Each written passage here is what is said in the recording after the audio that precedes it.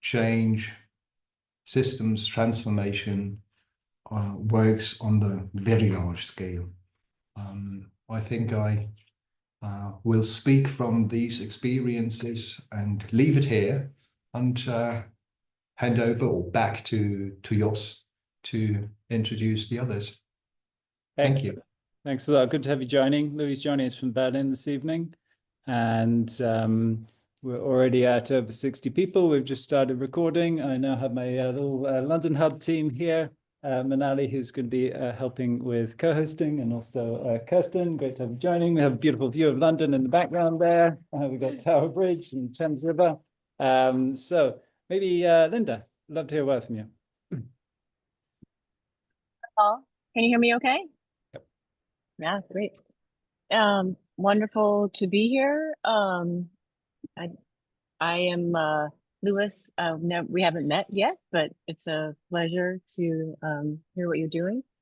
So I've been in the field of systems thinking, systems change, systems leadership for about 30 years. And I started my journey in taking system dynamics classes at MIT and my coursework at Harvard. But the combination was actually a really good one for me because the coursework at Harvard was more on how people make meaning, on the adult development and learning side, and the MIT was the hardcore system dynamics. So I've always been pretty focused on meaning making in terms of systems thinking. So what does it really take for people to learn and take action, not just, have the concepts as from the neck up, but really embody them. And I have been, currently I'm visiting faculty for the Obama Foundation. I've been working with them for the last 5 years, basically working with social entrepreneurs all over the world and one of them's from Morocco, Louis, that's in education. So that's kind of interesting. And doing very challenging, complex work, but framing it from a systems perspective. Done a lot of work like that with many different industries. And I'm also a children's book author. And I think that actually can be useful when you're trying to explain very complex things. And I've been, this last thing I'll say is very delighted that the two worlds of systems and children used to be sort of parallel to each other, but now they are overlapping, and some of my books have a very strong systems message in them. The next book I have coming out is called Do Bees Pee.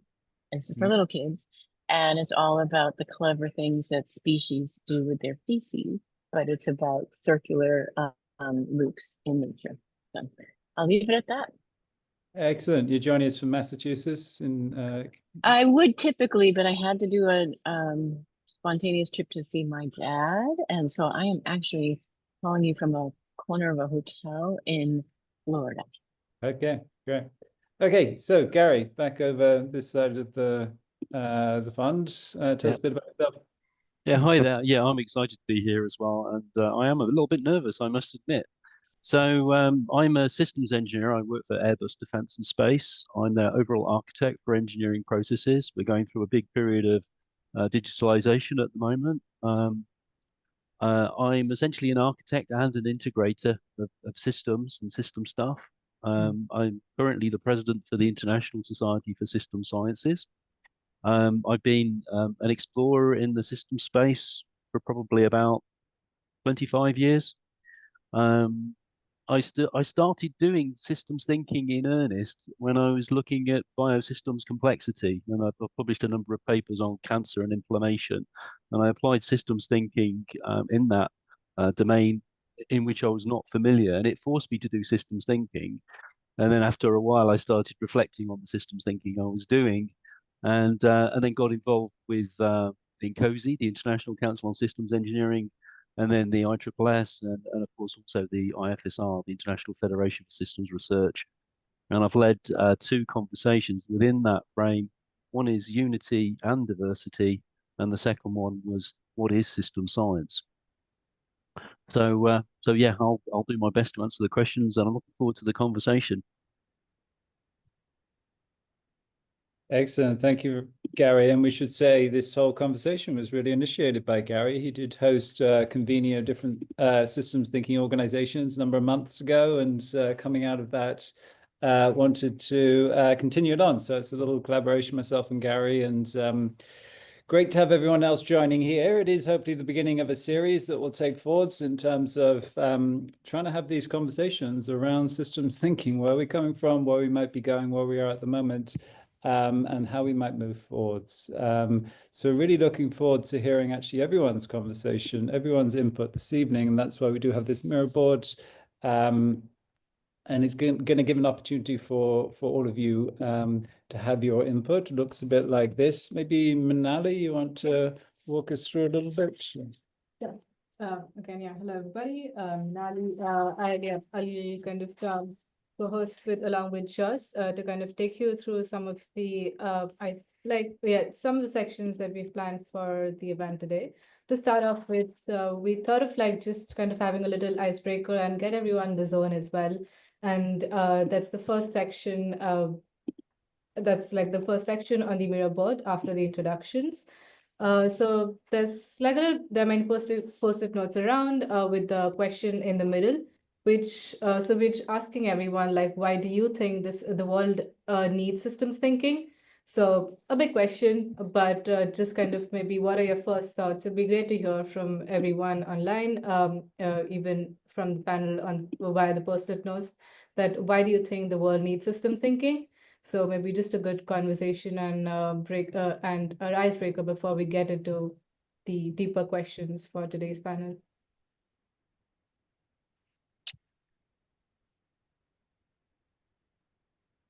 Yeah, so grab a sticky, start posting up. Should we hear from the panelists a little bit about their ideas, maybe? Yeah. We probably will give this a minute while everyone adds in on their post-it. If anyone from the panelists would like to share their thoughts on why the world needs system thinking. Okay, I'll dive in and have a go. So the kind of thinking that has created the world that we live in has got us to where we are, and it's largely been a very reductionist approach to science and application, breaking things apart in order to understand how they work. But traditional science doesn't take that big picture perspective of the emergent properties of things coming together and the relationships of things in their environment, and the importance of that relationship. So the kind of thinking that we've been applying has got us into essentially a world which is very complex, and that level of complexity needs new ways of thinking, and I think the systems thinking way of thinking helps us to address that. Anything from Lewis or Linda? Yes, I think I chip in here. I like what you say, Gary, and that is certainly the first thought that comes to our mind when we look into system science and system thinking. There are two elements I'd like to emphasize when we look at system sciences, sort of the beginning and the end of it. And the beginning is always that initial distinction between an system and its environment. And in contrast to classical logic, it's a two-sided but three-valued distinction. You have A and B, and the distinction, three values. And if you feel into it, well, we can say a human being is a system, and you're very much sitting with the experience of, oh, that's me, the unity of body and mind, and I can have a proprioception of my bodily self. So I'm a system, and everything else must be the environment. But at the same time, we know that as an organism, and we feel it also, that we are connected with everything else. So we are system and environment at the same time. And that is the enormous capacity of systems thinking to hold two experiences, which in conventional logic would be opposing as true at the same time. And that's not trivial. And you cannot do that with logic, but you can do that with system sciences. And the other thing is as a consequence of that, the interconnectedness and interdependence of everything that there is, either system or environment, leads to, I'd like to call it ecological thinking, the coexistence of everything that there is in relationship to each other. So what system sciences allow us is to get all these relationships into its view and make sense out of it. Is that a competition? Is that a symbiosis? Is that mutualism? How do things sit with each other? And system sciences, in contrast of a classical logic or linear thinking or separation, allows you to approach it and make sense out of it.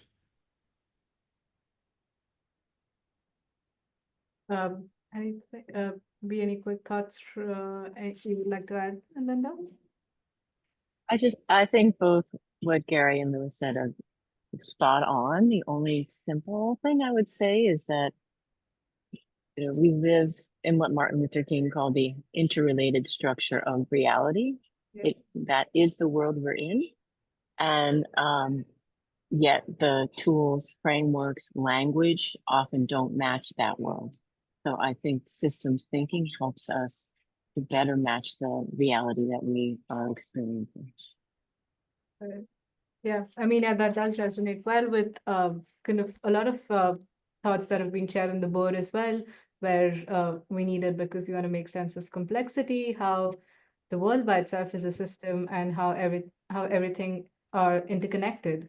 And most of these points also resonate with everything that you've said on the panel, and gives us a good start to why we're having this conversation today, and why it's important to kind of go through let's say the cycle of systems thinking as well. And to give a little more context on how we've been looking at systems thinking since past many years, there's been a little timeline that's been added below the board, something that maybe would be helpful for you to refer or go through in detail post the event. So it's something that collates right from 1960, with more theory, papers, books that have been kind of put out around systems thinking, systems innovation. That's a good read through, and to understand how things have been evolved from 1960 to until now. And we've also had latest year, we also have a paper from Lewis, who's one of our panelists, something that you can download as well and have a read through and see what are the different collections and what are the different thoughts that have been progressed since 1960 to until now.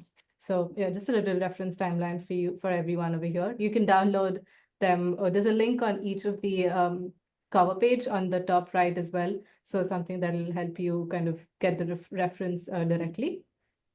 But yeah, this is just a quick share of some information. But yeah, after this, it was good to have a conversation to understand why we need systems thinking, which kind of helps us to get into the main conversation today, to understand the past, present, and future of systems thinking. So we kind of want to begin with where have we come from? So kind of the past of systems thinking. So we put forward the question of like, how would you tell the story to our panelists? We've put forward the question that how would you tell the story of the development of systems thinking over the past 70 years? So yeah, it's a big question, but any kind of first thoughts to kind of understand what you've had the history, understand from the development of systems thinking from the history of it. Maybe we could start with if anybody has any direct thoughts, or probably could start with Lewis, if you have anything. Of course, yes. When we think of system sciences, we wrestle a bit where to put its start, because we can go as far back as the very beginnings and go to Aristotle's metaphysics and come to the legendary whole that is different to the sum of its parts as a recognition of that complexity. And a lot we find in the different spiritual wisdom traditions of unity, diversity, how things interrelate, how things are mutually arising, as in Buddhism and the lot. So we can cast far into the past elements which we would recognize from a systems perspective as saying the very same thing as system sciences. But if we go to ask the question, where did system sciences recognize itself as system sciences first? I would probably do not go far further back than the Marseille conferences, just to put it somewhere at the end of the Second World War, and I would place it into the United States of America. And very much also as a political move away from all those wisdom traditions and philosophies, or certainly process philosophy as we know it from Henri Bergson, would sort of immediately flow into system sciences, but is not recognized as such. So system sciences invents itself after the Second World War along the Marseille conferences, very much later on in the context of NASA, systems engineering, how to get a man on the moon, and all the complicatedness and certainly a wee bit of complexity that comes with it. So the strong time of systems engineering, is Gary will certainly share a bit more about that later. Then after that, to just put the finger on another seminal point is certainly the Club of Rome with the Limits to Growth, and the moment where system dynamics had its great moment to move further into acknowledging the dynamics of that interrelationship that we see within systems and in relationship to their environment. We tend to look at system sciences in three waves. A first wave that is very much settled in systems expertise, that looks into systems and say, how does that work? How do the interrelated parts create or bring about what they bring about, the entire complexity, the emergence and all that we see. However, it still sits in an aboutness where we remove ourselves from whatever we call a system, and we come with a certain systems expertise. We know how that thing works. And that was sort of the first generation of system sciences. That moved further into a second generation that was more rooted in process expertise, like operational research. So the entire idea, for example, of quality management, to move away from the very end of the process, discarding inspection in favor of looking at the process. Is the process that in its complexity bringing about what we want it to bring about? So we're moving to process expertise, which we do not only see in engineering and industrial context, but also in the social realm. Yet a wee bit later, and the name here is certainly Mike Jackson, comes the question, with all this systems expertise and all this process expertise, how do we relate to whatever it brings about, to whatever emerges from it? Is there a value element into it? And this is where system thinking embraced on a large scale critical theory, with systems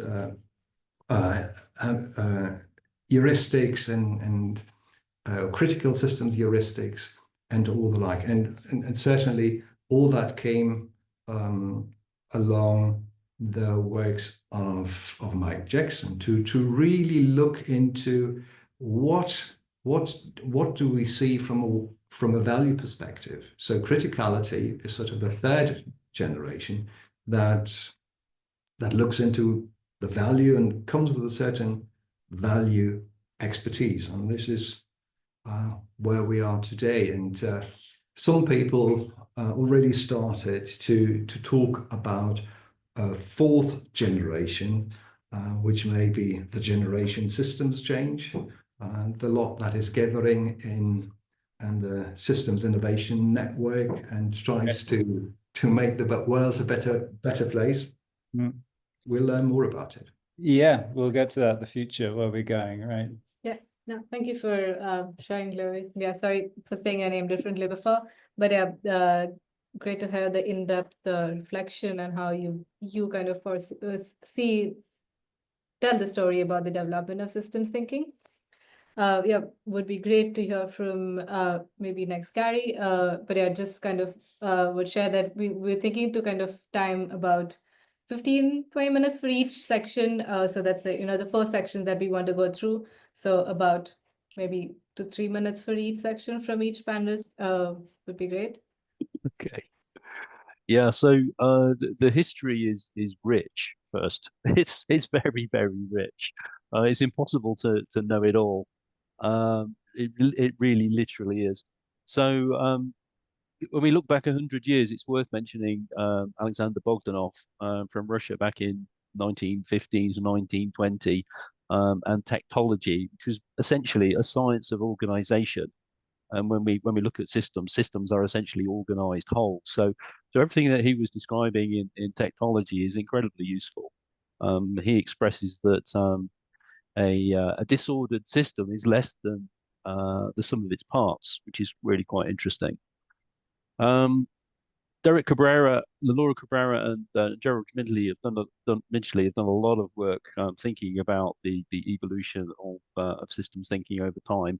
They have a paper which is the 4 waves of systems thinking, and in the 4 waves, the first wave is basically one which is focused on quantitative approaches like systems dynamics, for instance.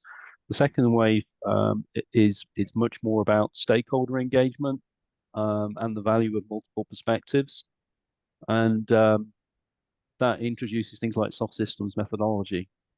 The third wave is essentially bringing those 2 things together and also recognizing the value of diversity, and that has in itself led to both an opportunity and also a problem. The third wave has led to a huge variety of resources and methods and thoughts on systems thinking, but that is a positive, but it's also a negative. So if you want to teach systems thinking, if you want to communicate what systems thinking is, what do you refer to? Because there's no shared understanding, yeah?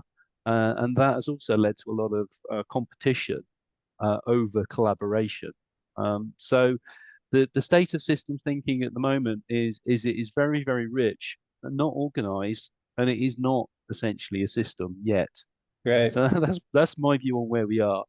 Great. That's where we're going to get to in a minute. Maybe we'll stay going. Linda? All right, I'll keep mine as brief as I can. I'm going to put in the chat, Lynn Rasmussen did a great dive into this a 9-minute video that, again, you can get another version of the history. But the question I would ask is why? Why do we even want to look at history? And if you think about it, what was systems emerging against? What was out there that was happening that we needed to recognize ourselves as a community?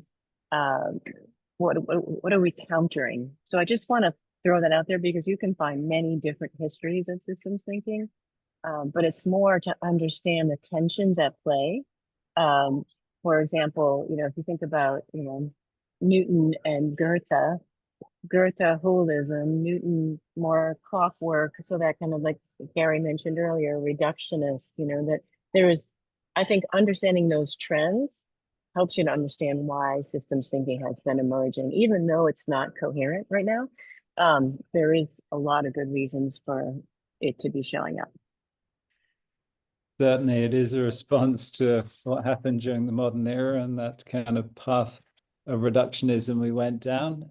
Thank you very much for sharing that. We're going to jump in. We have got some great people in our Zoom room today, so I'm really looking forward to hearing from all of you. We have some stickies here. Let's just take a minute or two, if you haven't done so already, to post up your ideas. If you want to share anything that you think was missing in what people said there about the history. Maybe I'll just start quickly looking through these whilst you share your ideas. So semantics have evolved, Web 1 to Web 3. From siloed industrialism to transdisciplinary collaboration. Hopefully that's where we're going. Futures thinking, Industry 4.0, interoperability. Does the answer to the question not depend on who you ask? It certainly does. Gary was getting to that plurality. And of course, telling a genealogy, a history of, very big, broad ideas like this is a challenging one. From the beginning of our existence, we keep evolving. And yep, stay posting your ideas up there. Actually, down here, we have some little dot voting for you. So maybe you're familiar with some of these models. This one here is the adoption curve, which is essentially how a new innovation or technology or idea is adopted within a broad community of people. Obviously, on the left, we've got the innovators. These are the early adopters here. The majority in the center there and the laggards on the right. The question is, where do you see we are with the advent of systems thinking at this time? Grab a dot down here and drop it to wherever you think we are. Are we right at the beginning of the early adopters? Here actually is the, what do they call it? The chasm of despair, or the really challenging part where you go from the early adopters into the mainstream. So please take a minute to drop your ideas into stickies or your dots into the graphic down here. We're starting to get a picture already, I think. We're definitely in the early adopter phase, even though we had there, we're maybe 70 years into this already, right? The early works of Bertalanffy and so forth were back in the 1940s and 50s. And we're 70 years later. So that's an interesting one. We'll get to that. Why are we still in the early adopters? On the right here, we've got the hype cycle. I'm not sure if you're familiar with this. This is the idea that when a new, typically technology, but it could be a new idea, it could be a new initiative, whatever it is, goes through a hype cycle. At the beginning here, we're very excited about the whole thing, a lot of potential, a lot of ideas, a lot of excitement, reach the peak. Then that new idea bumps up against the reality of the environment it's operating in, all sorts of challenges and constraints, pushing back, ends up in a valley of despair down here. Okay, some people think we're in the valley of despair. This is not going as good as we hoped. On the right here is the slope of enlightenment, which is when we kind of come out of that valley of despair. We say, actually, yes, it's going to be difficult, but we can do this if we build and we really move forwards. It's possible to really experience the potential of this in the long run. So we're everywhere on that adoption curve. Well, not the adoption curve, but the hype cycle. Interesting to see that one. Anybody want to comment about this one quickly before we move on? Either of these graphics? Do you have anything to say? Anybody want to add there? Or I'll go back to the stickies. Feel free to unmute yourself if you just have a quick comment you want to add. Maybe just very briefly, speaking for myself, I feel like related to this graph of the adoption. So I first came across systems thinking in my management studies, standard management studies, and it was the only mandatory course that we had to do. And increasingly, I'm seeing it being mentioned in like the Silicon Valley, and not saying I'm fully on board with all of that, but it definitely feels like it's getting more in the mainstream. And seems like it's something that potentially we could leverage as a community to, spread the word. Great. Thank you very much, Ben. Anybody else want to build upon that? I would agree with him. I actually feel like more of like the governments are slower to get started and get things moving, but I feel like a lot of companies, social entrepreneurs and organizations that are in like philanthropic industries of that nature, I feel like they are more open to adopting systems thinking and implementing and running with something than governments are in trying to transform or transform the whole Great. country or society. Thank you very much for that, Daniela. Just a quick look here before we move on. Everything that needs to be said was said. Unfortunately, no one listening. Okay, great. All right, anybody want to pick up any of these stickies that you posted here? Stuck trying to create formalisms versus embedding in primary education. Okay, I'm sure we'll get to talking about education. From niche to increasingly common approach for complexity. Social movement, theory and history should be part of the conversation. Yay, that systemic thing you talk about. Okay. Anybody else want to add before we move on? You can feel free to unmute yourself. I would, Jos, if you would grant me a moment. What we may want to acknowledge is the difference between getting things done and letting things grow. And we live in an environment where we are very much focused on, with all the activism, with all this project management, on getting things done. And that is the very logic of project management. You go from A to B, you have resources, you have time, you schedule that. And that is still our dominant way to be in the world. We acknowledge that at the same time, there are elements where we cannot interfere. That's very much agriculture comes to mind first, as letting things grow. But if we look at the dominance of the paradigm, how to relate to reality, we sit with that industrial logic of getting things done. And this is where we wrestle with, yes, if we think we need to get things done, we are still very well advised to go with project management and a linearity. But if we embrace the complexity, it is informing another sense of agency where we have to be patient at times, where we plant something and then we have to wait for it to grow by its own vices. And these two things do not really, from the perspective of systems thinking, do not really compete. These are different approaches to different elements of the world. What we are wrestling with is how do we, especially, and I think Linda, you want to build on that later on, when we look at the social domain, social ecosystems, do we want to get things done? And if we look at the entire generation system thing, systems change, do we want to get things done? Or do we take the time to let things grow? And a different logic applies.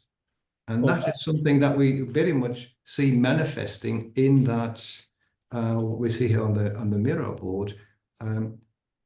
There is system thinking around, but where it is embraced in society is rather at the fringes and not at its very heart. And it's also getting that awareness around what we need in what context, isn't it, Louis? It's not either or, it's both and, isn't it? Okay, let's stay moving on. You're getting a beautiful view of Tower Bridge lighting up in the background there, so we can do some tourism whilst we're here. So Manali, back to you. Thank you so much. Yeah, I think everyone looking at the posters, I think everyone's very keen to hear about where we are now and eager to kind of move to the present and hear from our panelists that how would you tell the story of where we are today with the advent of systems thinking? Like, are we making progress, and kind of maybe reflecting on how you've had your own experience as well. So it would be great to hear your own stories about it. And yeah, maybe we could start this time with Linda, and if you have, yeah, what would be your story of where we are now today? Where we are now as a field? Yes, and like how Yeah. with the advent of system thinking, have we made progress, like from all the discussions we've had of the history of it? Yeah, how do you look at it today? Yeah, yeah. So I graduated from my doctoral program in 2004, and I remember building the very first website. I didn't know what I was doing, you know. I was dedicated to trying to overcome what I recognized back then was the field of systems was very siloed, and I thought it was so ironic, to tell you the truth, because it's systems. Yet, you know, there was MIT over here, Santa Fe over here, you know, and very separate and heads of each one of these silos that didn't necessarily share ideas or communicate. And so that was my intention at that point. And I would say that I'm seeing a lot more exchange happen now than then. And so it's not perfect, but there is a lot more recognition. I think maybe post pandemic, to tell you the truth, that, you know, there's no more dress rehearsal.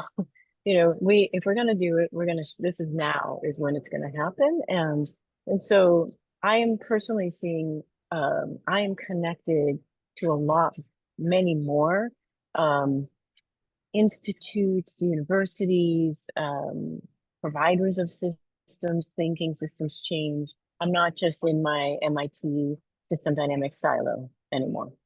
So I've worked with Richard Capra around the Center for Eco-Literacy. And so I think one of the things I could tell you, I just sort of wanted to think through, you know, what are the points of connection? If I created a short list to see what kind of things come my way and the kind of projects I've worked on. And I think some of these key words tell us about it's where we are now, but I also think I have to dip into the future, you know.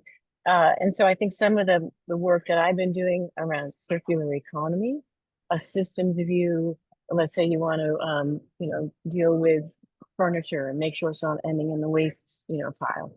But the wanting to have those working in circular economy have a systems view. So it's a very complementary approach to that. Regenerative design, which I'm sure many of you are familiar with, you know, restoring ecosystems, but with what's at the core of that is a systems view again.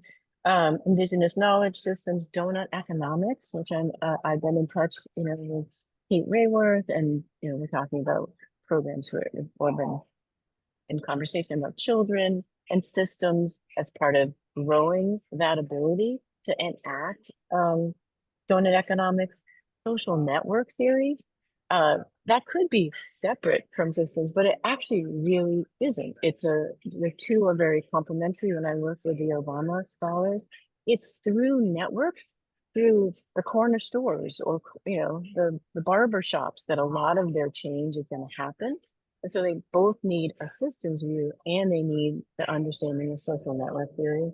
Biomimicry, I've done projects and collaborations in the field of biomimicry, which, if you're not familiar, but it's basically mimicking nature to solve, you know, create innovation. Shinkansen train in Japan would be an example of you know, biomimicry. Futures thinking, I know we've talked about that a little bit, but I think sometimes the systems world gets stuck in here's a problem, it's all problem solving. But I also think systems can be used really well for designing the systems that will produce greater health. And so the combination with futures thinking is such a powerful combination. Pat Tully, Stuart Candy, if you know any of those people, a lot of people in that world, but these are all worlds that I've been in.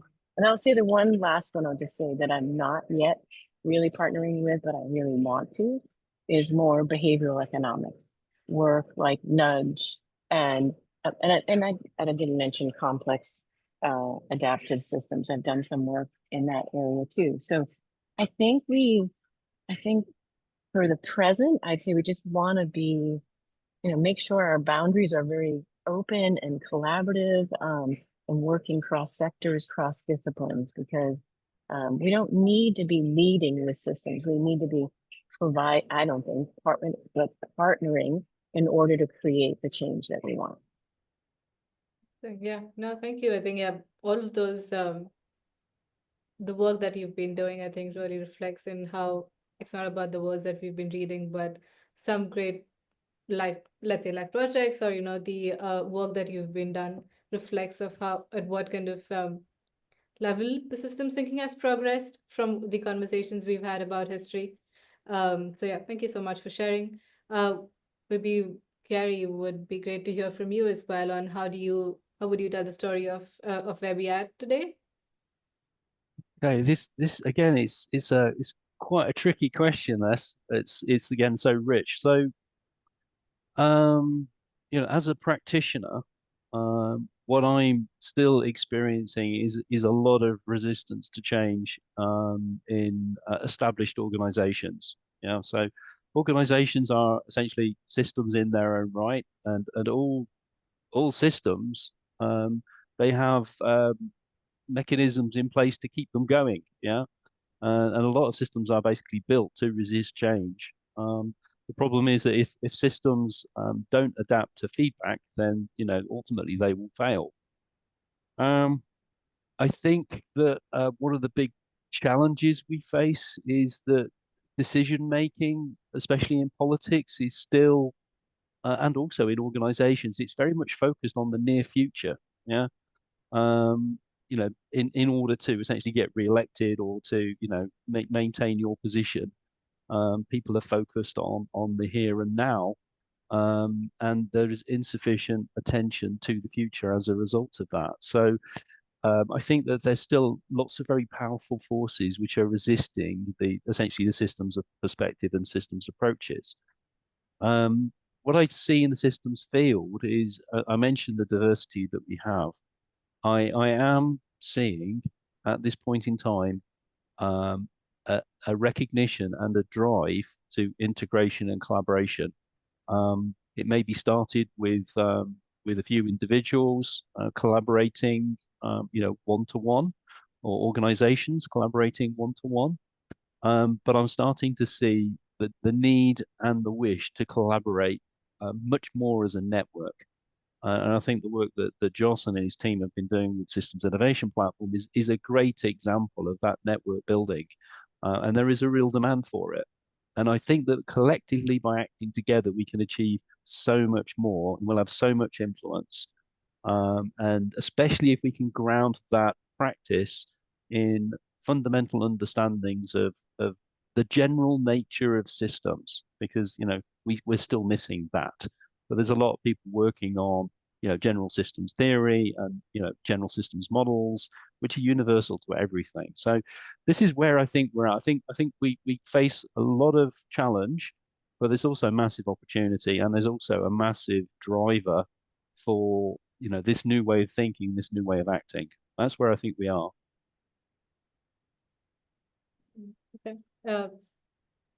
Louis, from you, would be great to hear your version of the story as well. Probably it's already a leeway into what are the challenges and opportunities. Touching upon the paper that you displayed earlier on transcending system science. When we look at systems thinking, it has always been a promise of wholeness and agency. So science or thinking that allows us to see the whole thing, or the general nature of systems and the world and how everything ticks, and ourselves as being in charge, having that agency to build, to design, to change. I think today we are in a situation that invites us to a bit more humility when it comes to both aspects, to the aspect of wholeness, as well as the aspect of agency. Are we so on top of the world that we can build it, change it according to our ideas? And if that does not work, does it help to investigate more and deeper in a scientific perspective to eradicate that complexity that gets into the way, or the resistance that gets into the way.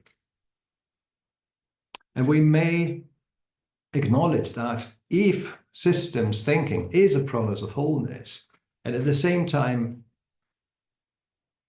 claims to be rooted in system sciences, what does that include and what does that exclude? Linda touched upon it earlier when she went to the indigenous wisdom or indigenous knowing. There's a lot of knowing, a lot of wisdom outside of what we would call sciences. So there's a lot that is missing in that picture that system sciences would refer to as the whole.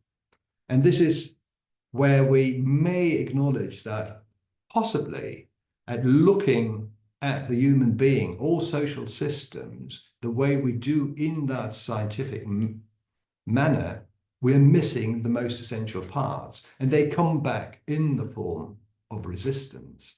And it doesn't help to be more knowing in the details, or smarter or cleverer in the building and the design. If we do not embrace the human being at its fullest, there's always a part missing, and that missing part will seek to be acknowledged in the one or the other form. We're back to resistance, aren't we? So what can we do in terms of system sciences to embrace the full whole, not only what we call science, but also what we would call spirituality, what we would call wisdom traditions, what we would call indigenous knowing. And this is where we're at the moment. Yet doing so, we will fight our idea of agency. We are not the masters of the universe anymore. There are still a lot of things we get done, but there's a lot of things we need to wait to grow. And back to that difference or that distinction that I made earlier, getting things done, letting things grow, still sits with us as something that we stumble upon at that very moment. And we have the opportunity to embrace that. But if we don't, well, we will go around in circles, and then possibly another system dynamics model will enlighten us about that this is not getting us anywhere. I'll leave it here and invite the other speakers. Great. I'd say we'd also... Josh, Yep. do you mind if I just pop Yeah. in here for one comment? Mm. You can take time off somewhere from me. So I thought Lewis, as you said, the distinction between project management, get things done, the tension is so true, right? I see it all the time. And the systems view, which requires us to pause, to take in the context, what, Nora Bateson, warm data, et cetera. So there is this tension, and it can seem like it's one or the other. But I think there's also innovative ways we can compress that tension and not have it be one or the other. And so I'll just say briefly, we don't have to talk about this now, but if you look at information architecture, which is becoming more of a discipline in organizations, how decisions are made. And if the way decisions are made are intentionally looking for, let's call it multi-solving, or to create cascading benefits, or to avoid unintended consequences, the way the architecture is designed, that can help to overcome that, oh, wait, we all have to pause and do systems thinking, versus this is the way we think. So I just want to put that out there as a growth. Maybe that's a future area. So. Great. Thank you, Linda. And I'd also add, Louis, that it's not to exclude reductionism either, right? We need that to understand systems, don't we? So let's remember that. Otherwise, we're going to create our own enemies, as you were saying. I think whether that's wherever, whatever we exclude, we're going to do that, aren't we? So it includes reductionism. Okay, so let's zoom in here for a little while, see what you people posted, and feel free to post some more. So this is what you came up with. Start with seeing the underlying organizations as a living system. We need to see organizations as systems. Organizations are situated in ecosystems. So I definitely think this is one area where there's kind of demand side, isn't there? That we're starting to get this idea of ecosystems, like business ecosystems and so forth, innovation ecosystems. To some extent, that's kind of leading us into the world of complexity and the need for systems thinking, learning about wicked acceleration of solutions to wicked challenges, mission integration, profit, people, planet in business model design, echo chambers, systems thinking, data ecosystems, circularity in the industry architectures, emergent strategies, orchestration of innovation ecosystems, systemic service design. Yep. For me, that's a big demand side. Designers who are dealing with more complex systems like service systems and needing systems. We've got critical systems thinking from Mr. Michael Jackson. Jackson. Leveraging on meta skills, social. Yeah, that's another thing, isn't it? The recognition around the need for metacognition and creative thinking to some extent, increased adoption of STM policy. Someone want to talk about that? I would love to hear that this is happening. Yeah. And we want to mention that, grappling with future shock. Okay, so just quickly to go down here, some of you have already found it already. We've got a few dot voting exercises for you here. So grab dot. This is one is, where do you feel your organization is? So I think this is from the Danish Design Council. They came up with this schema in terms of the 5 stages to capacities in organizations around systems thinking. And the very bottom one there, their systemic void, minimum awareness of systemic design. You're going up to systems awareness, systemic exploration. So drop your dot where you think your organization is. Stage 4, systemic integration. And, all the way at the top, we're talking about transformation, deep systemic integration, focused on shifting from organization benefits to systems benefits. So where do you think your organization is? Drag your dot over there. We've got one person at the top. Anybody want to share with us about their organization that is really rocking this stuff at stage 5?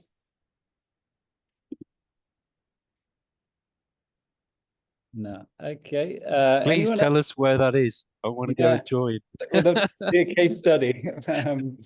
Anybody else want to share a bit about this one? Or we can move on here. Do you think systems thinking is becoming more prominent in the world or less? Slide to the left for no, to the right for yes. So we did this poll on our website, and that's probably like 20, 30, 40 people answered this one. You can see people were more optimistic than pessimistic, should we say. You people are also a bit. Anybody want to talk about this one, or please just drag your dot up there. Okay, it's a bit mixed. And as Gary's alluding to, these things are incredibly complex, right? How ideas diffuse across vast social networks, right? In academia and industry and so forth. So it's not surprising that we have different perspectives and finding it a bit challenging to talk about this, right? Great. So this final one here is, what do you think is most challenging about applying systems thinking? Is it identifying systemic challenges, moving from theory to action, engaging stakeholders effectively, navigating complexity, measuring impact in the complex system? So yeah, a lot of people, we did this vote on the website. Almost half the people said moving from theory to action. Do find there's a gap there, right? In terms of, I've learned all these ideas, how do I actually put them into practice in my organization? But you also think engaging stakeholders effectively is a challenge too. And I guess that comes to communications, talking about the value proposition and so forth. Anybody want to say a quick word about this? We probably should move on, shouldn't we? Yeah, we'll move on for now. I'll hand it back to you, Manali. Okay. Yeah, no, some great conversations about hearing from the current book or the current story. But yeah, I think what would be good to address in our current state as well is that what are the greatest challenges to the advent of systems thinking today? Basically, what do you think the greatest, also like kind of linking it with how do you link it with what are the greatest opportunities? So would be again good to hear from the panel on from the reflection.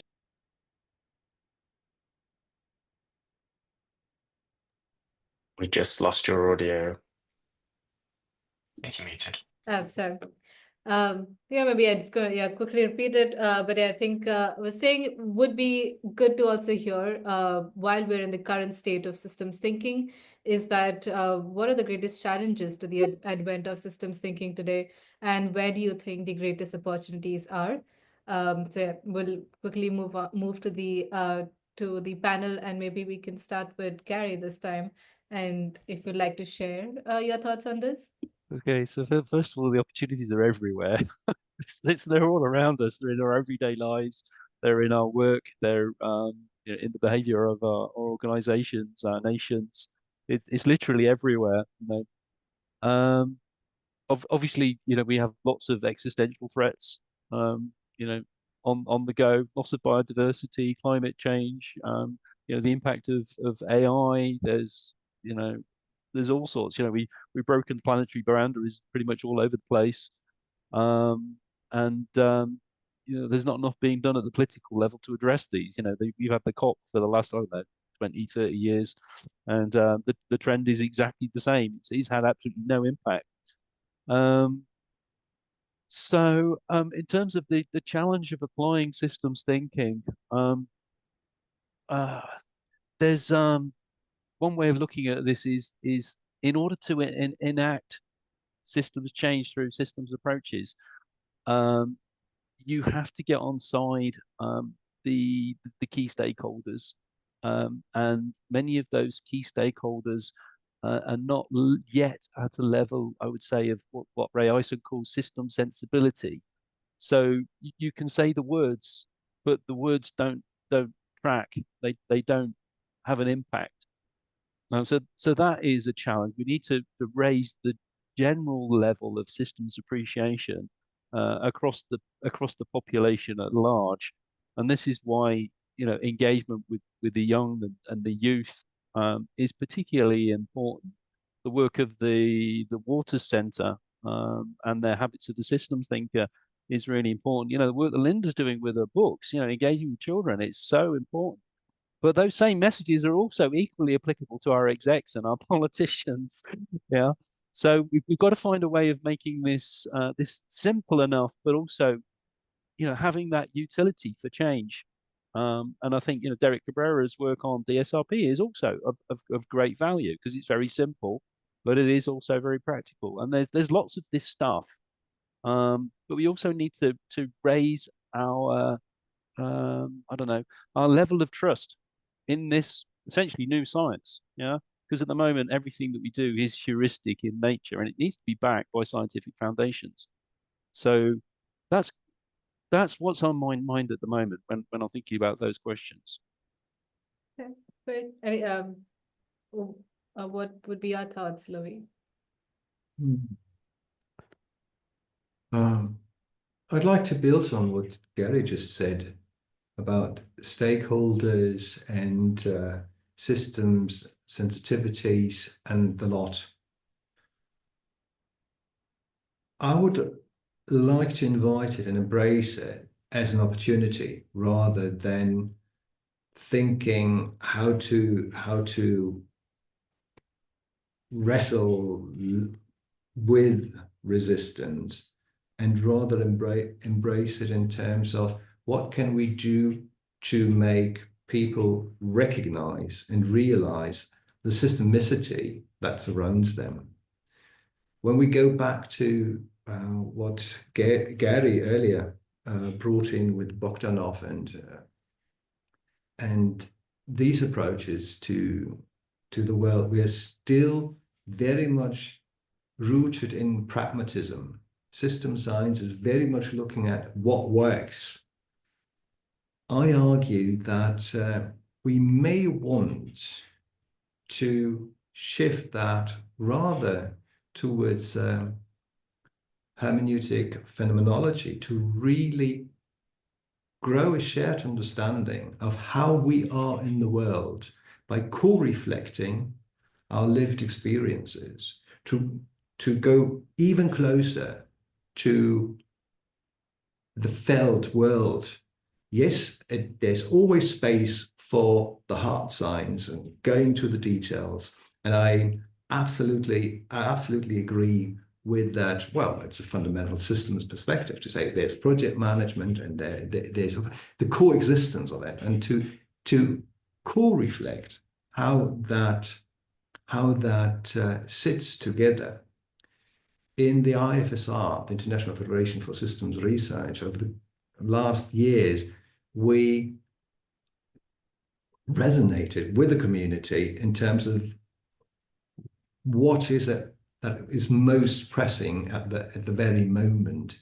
And that led to what we now call the Agenda for the Cyber Systemic Community, which we publish every year in systems research and behavioral science, moving from rethinking agency and the idea to go deeper on what is it when we're looking at resistance. Is that them? Is that us? Or is that a co-creation? And I think it's not a surprise that the agenda published for this year for the cyber systemic community, that you'll find as well in systems research and behavioral science, can download it there, it's open access, is exploring the practice of well, to not just create the change or build, but to really acknowledge that we are in that together. We're not only in that together to do things, but also to understand. And we're back to the hermeneutics, the philosophy of understanding. And the understanding is a co-creation.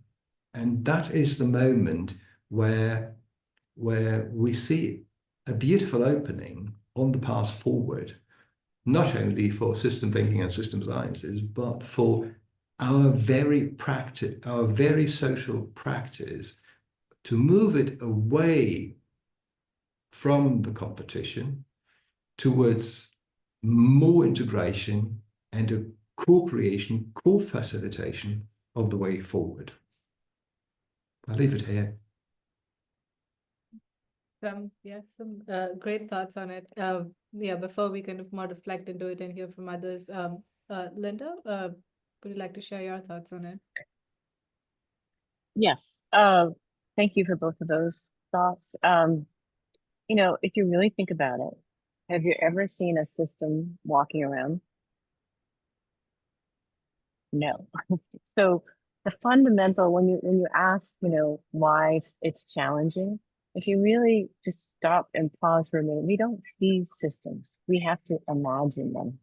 And so we have to have visual tools. We have to have simulations. We have to have pencil and paper. We have to have whatever it takes to actually construct, put our mental models in a way that we can, others can engage in what we see as the system. So I think just having that humility to understand that the people that we're trying to get to think systemically, they haven't grown up visualizing or talking about the interconnections. It's not, when school is compartmentalized, English, let's say, in one class, science in another, the bell rings, math in another, then knowledge also, you can think of that as being fragmented. But systems, climate systems, environmental systems have many different knowledge pieces to it. It's, history, science,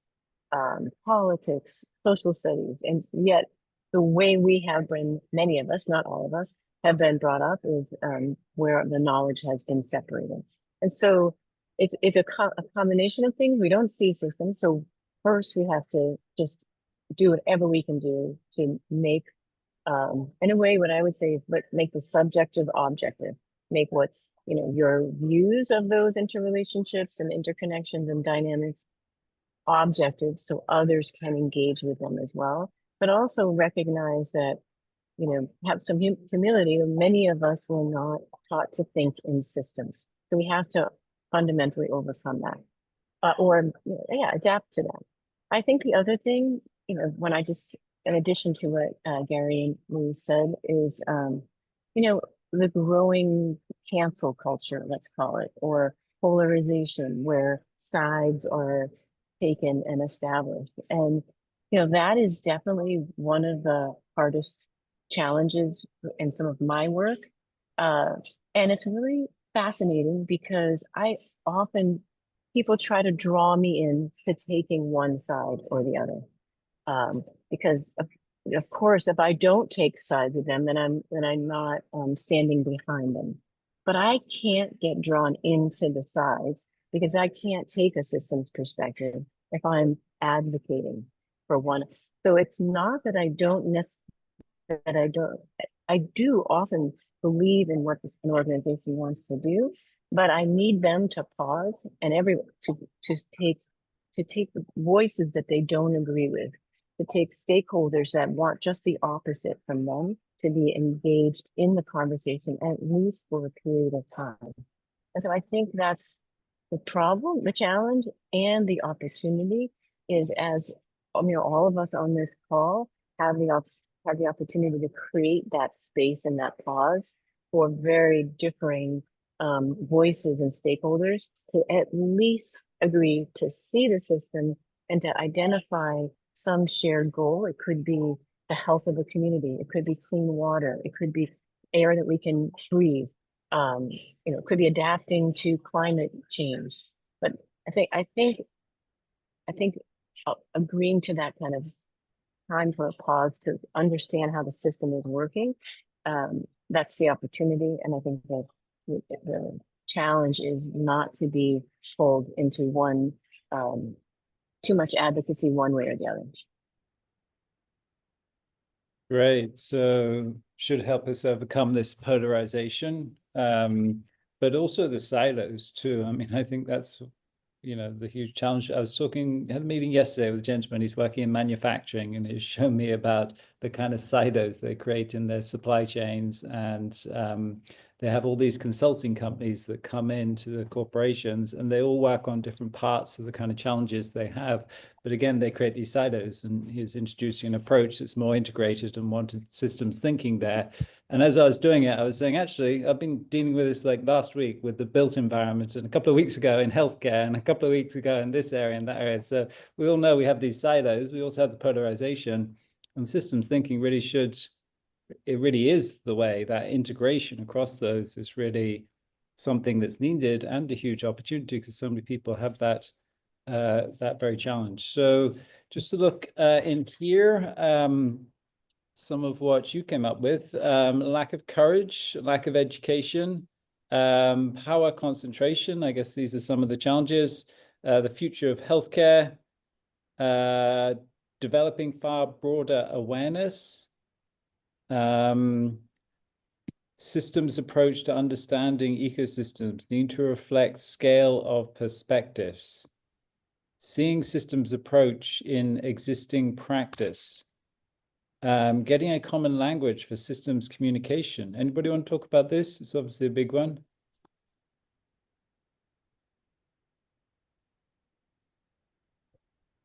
Feel free to unmute yourself as we go along. Yeah, it's true. Yeah. even the definition of what is a system is pretty diverse and contentious. Yeah, and the question of how much kind of homogeneity and integration do you need versus differentiation. We know this has got it's a complex system itself, isn't it? And a complex adaptive system, this knowledge base, and it's got to evolve, and it's got to be applied in so many different areas. So you've got to have this differentiation, but then how do we get the integration? So it's not a simple one, as everyone's got to follow one Bible and that's it, Seeing systems approach in existing practices, lived experience in systems, co-create solutions to gain understanding. Maybe I'll go down to look at the polls for a minute for the sake of time. When you're trying to explain systems innovation and thinking to people who are new to it, how well do they find they understand what you're talking about? Go to the right if you're doing pretty good, to the left, not so good. That's what we're seeing here. You're finding it a bit challenging. Please grab a dot there and do vote. Looks like you're struggling when it comes to communications. Certainly, not easy. Anybody want to say a quick word about this? So this is an area to work on, isn't it? It's like, how can we really get the right vocabulary to really, empower people to take that out in the world and really communicate it in an effective way that makes sense for people? I don't think it's impossible. We just haven't really cracked that nut. So here, If I could, yep. I'm Lowell Christie from the Forum on Democracy here in the United States. Yep. I think one of the aspects that has been lost is the limits of thinking and the limits of language. And with the limits of language, it's not just getting a vocabulary, but how do you bridge vocabularies? How do you do the transition, transposition, translation? And in the American experiment, Linda Booth Sweeney said you can't see explicitly systems, but it was interesting. The American Revolution was based upon the dissecting rooms up in Glasgow and Edinburgh, where they found the human body was a regulatory system, not just a hydraulic system. And that was a model from the Scottish Enlightenment that I think needs to infuse our discussions here as a regulatory system. But what's unique about the American Revolution is they knew how to fear man and its limits of language and its limits of thinking. And thus you do the extensions beyond that in the institutions that compensate. So think of the American Revolution as an XY axis. The horizontal is the democracy of citizen conversation, and the scaling is the public, local, state, federal, global institutions. How do you get conversations between those two axes? That's the challenge. Yeah, another challenge of integration. I think that's the challenge we have everywhere. How do we integrate across different levels, across different dimensions? Across different levels. Yeah, and great. That's where I think Doug Engelbart and his ABC levels is important. A is applied, the Army, the first place. B is betterment, and that's what is corrupted today. The B level universities research, it's narrowing technology and ideas down to small areas. The C level that he talked about was the citizenship level of looking at systems, and that's how a democracy should be working. And that's the first thing that's excluded in any authoritarian assault. Great, thank you for that, Lowell. Let's stay going for now. So we've got this question here. Why do you think education systems have not adopted systems thinking? So you're saying a big yes to because it does not fit into the classical confines of educational academic disciplines. Yeah, it's also potentially threatening too, isn't it, of those people who have expertise in those domains and have built their whole careers upon them. You're also saying because it's too challenging and threatening to analytical reductionist thinking, or due to lack of awareness of its existence. I'm sure that exists too. Okay, let's stay going for the sake of time. Final section here. Whilst we're going through, do welcome you to post up your ideas there. We'll just hear a bit from the panelists. Yeah, final one. Yeah, probably something the panelists are most eager to share about is like where are we going into the future. So to talk about the future, we ask you two questions. So it'd be great to hear from you. What do you think is the best case scenario, and what do you think is the worst case scenario when we're talking about the future of systems thinking? Maybe we can start with Linda this time, and if you could share the best and worst scenario from your point of view. I don't have a hard time with the worst, but I'll try. Best case, I just posted in the chat the Pando Fund Network, inspired by Pando Grove aspen trees in it's a collective philanthropy approach to systems change, and it's not the only one.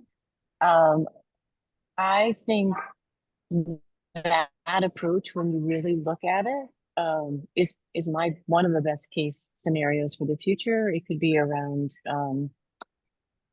whatever the level of systems changes, but it's when those seeing change don't have to be the knight riding in to save the day. They are able to, in a way, humble down enough in order to be able to have what's called, you can call it a lot of different things: participatory democracy.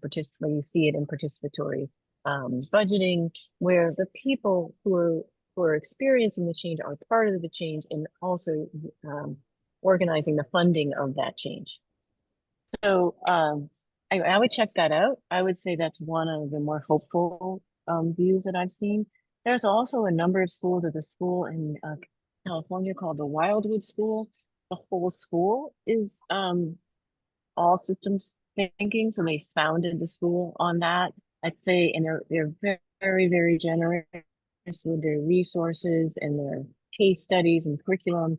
Another really good one to take a look at, because we think schools are stuck, and many are, and it's not, not no fault of their own in some way, but there are other models.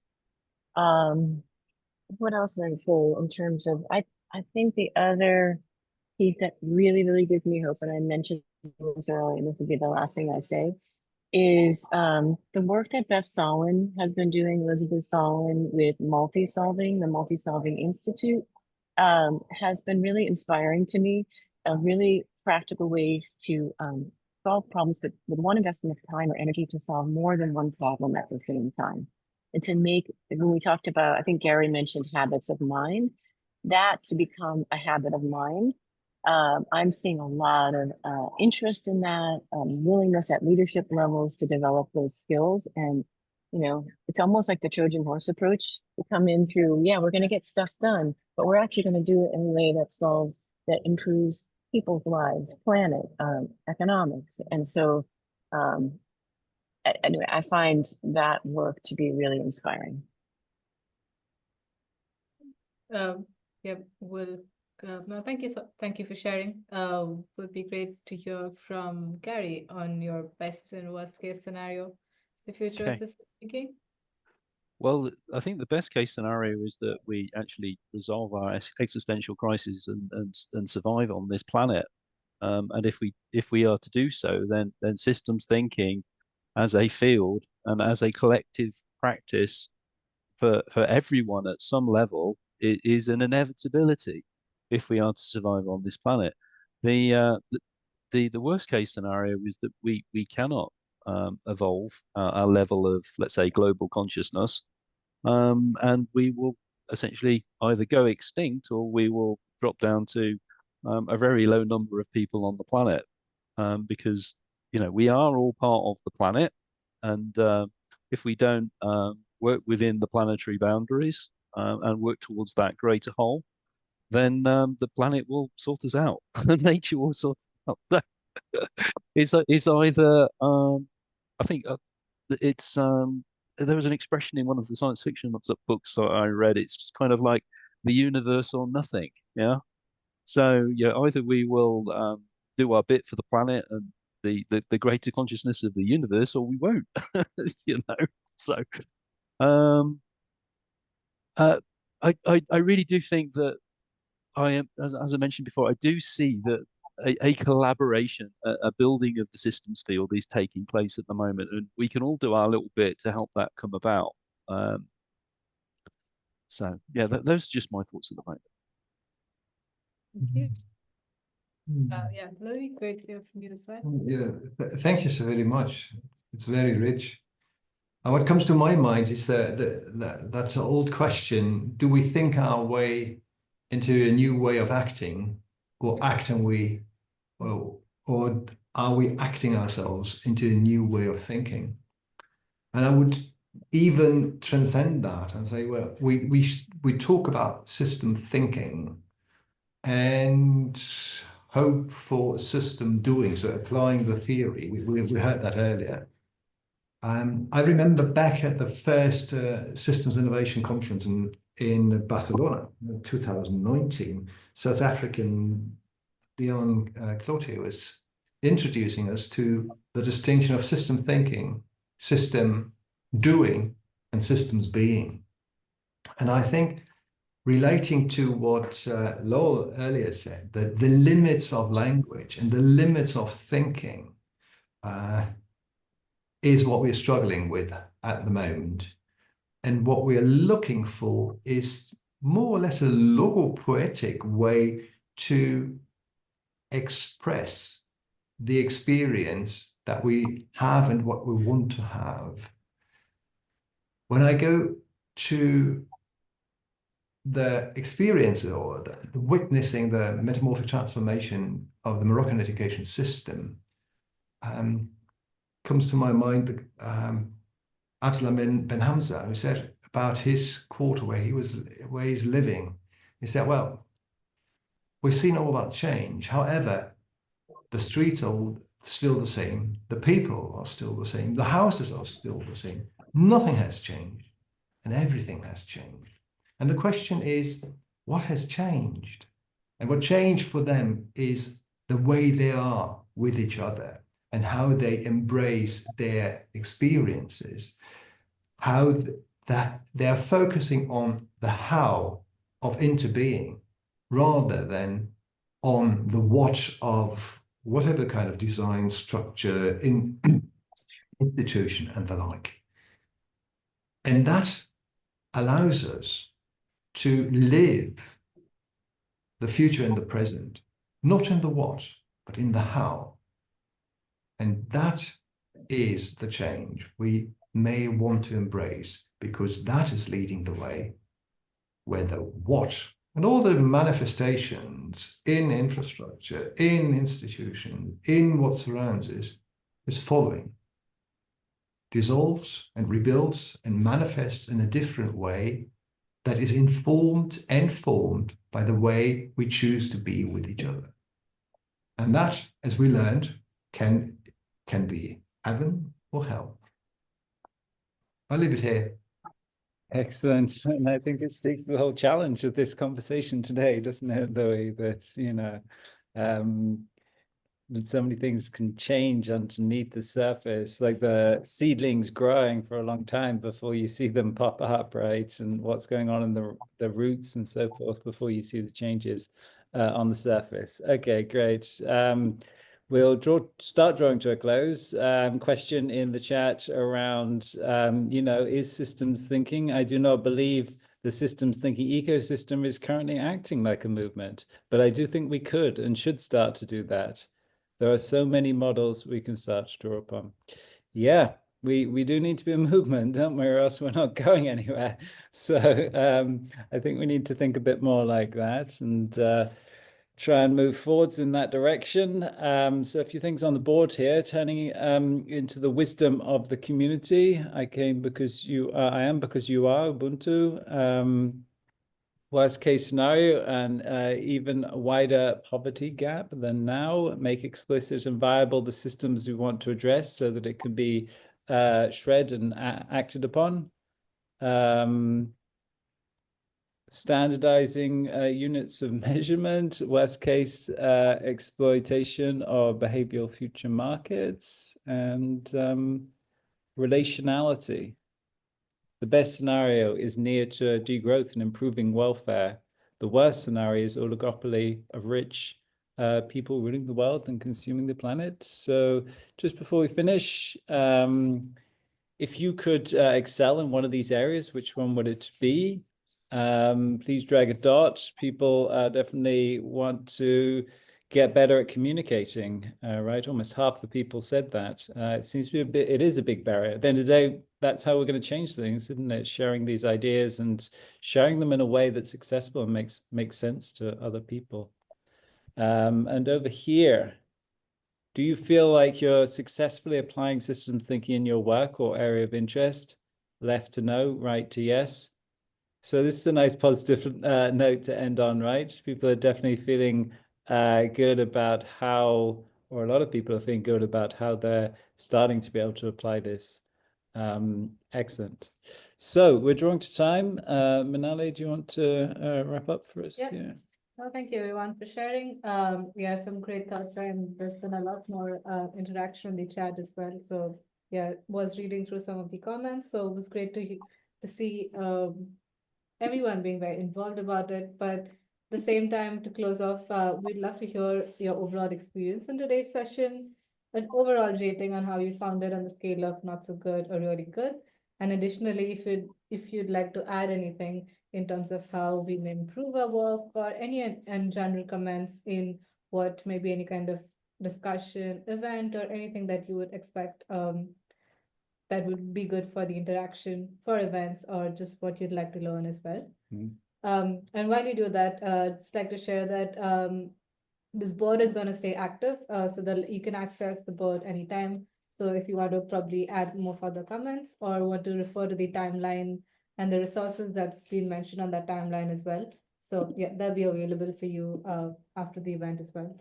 Great. We'll also have the recording. We'll share that back into the group. Really do appreciate if you put something on the stickies there for us to take forwards. This is our first time looking at real-time feedback. So thankfully it's looking pretty good. Well done to the panelists. Thanks a lot for sharing your ideas. I thought this is a great conversation. I'm really looking forward to taking it forwards into the future and having that conversation with you guys as we go forwards. We do need the movement going here. So let's try and kickstart this. Yeah. Great. We'll wrap up there. Take care, everyone, and hope to see you again soon. Thank you so very much. Thanks, everybody. Lovely to see you. Thank you. Thanks a lot. Thank you. Good See night. you. Good day. Bye bye.